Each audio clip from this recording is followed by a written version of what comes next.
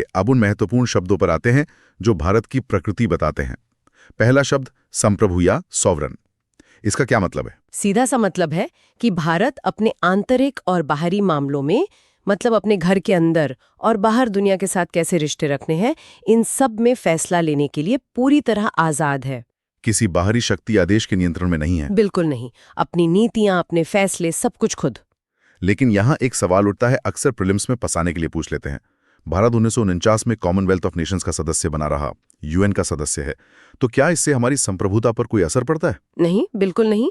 ये समझना जरूरी है। देखिए, भारत की राष्ट्रमंडल सदस्यता या किसी और अंतर्राष्ट्रीय संधि का हिस्सा होना, ये उसकी संप्रभुता को कम नहीं करता। क्यों? क्योंकि ये सदस्यता पूरी तरह स्वैच्छिक है, हमारी मर्जी से है। भारत जब चाहे इसे छोड़ सकता है।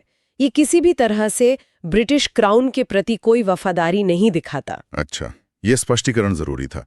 अगला शब्द है समाजवादी, सोशलिस्ट। इस पर तो काफी बहस भी होती है। हाँ, होती है।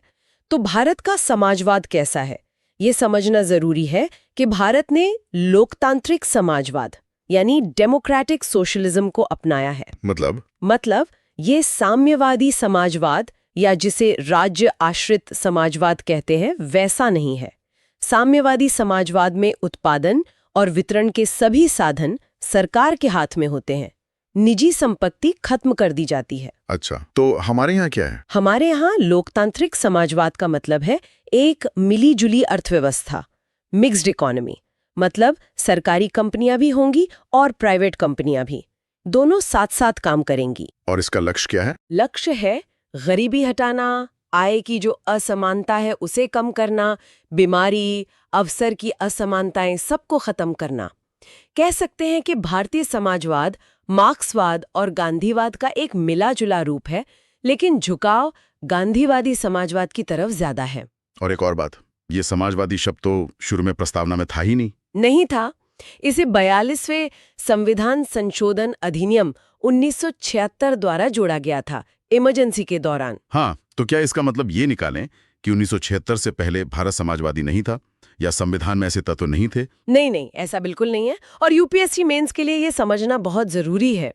देखिए, शब्द भले ही 1976 में जोड़ा गया, लेकिन संविधान में खासकर राज्य के नीति निदेशक सिद्धांतों यानी डीपीएसपी में पहले से ही कई ऐसे प्रावधान थे जो समाजवादी विचारधारा दिखाते थे।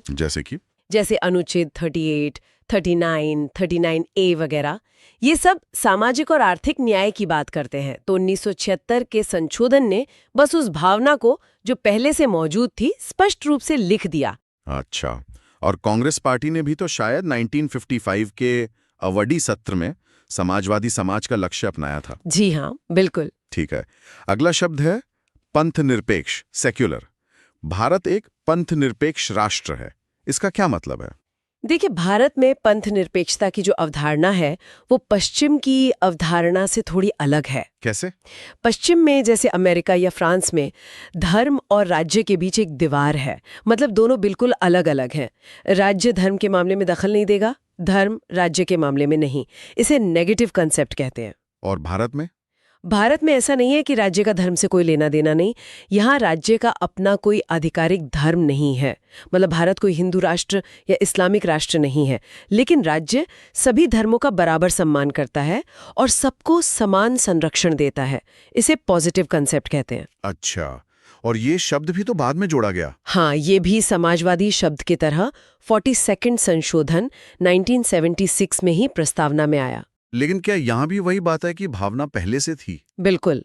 सुप्रीम कोर्ट ने तो 1974 के केशवानंद भारती मामले से भी पहले, भले ही साफ साफ सेक्युलर शब्द इस्तेमाल ना किया हो, ये माना था कि संविधान बनाने वालों का इरादा भारत को एक पंथ निरपेक्ष राष्ट्र बनाने का ही था।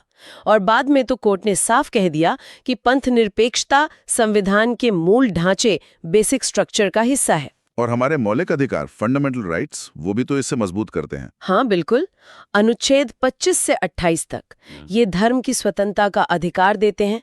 अपना धर्म मानने, उसका आचरण करने, प्रचार करने की स्वतंत्रता, धार्मिक मामलों के प्रबंधन की स्वतंत्रता, ये सब इसमें शामिल है। अनुच्छेद 25 अंतःकरण की स्वतंत्रता, अनुच्छेद 26 धार्मिक कार्यों के प्रबंधन के, अनुच्छेद 27 किसी धर्म विशेष को बढ़ावा देने के लिए टैक्स देने से स्वतंत्रता। और अनुच्छेद 28 कुछ शिक्षण संस्थानों में धार्मिक शिक्षा या पूजा में शामिल होने से स्वतंत्रता। ये सब मिलकर भारत की पंथ निरपेक्षता की सकारात्मक अवधारणा को पक्का करते हैं। बहुत बढ़िया। अब आते हैं लोकतांत्रिक डेमोक्रेटिक।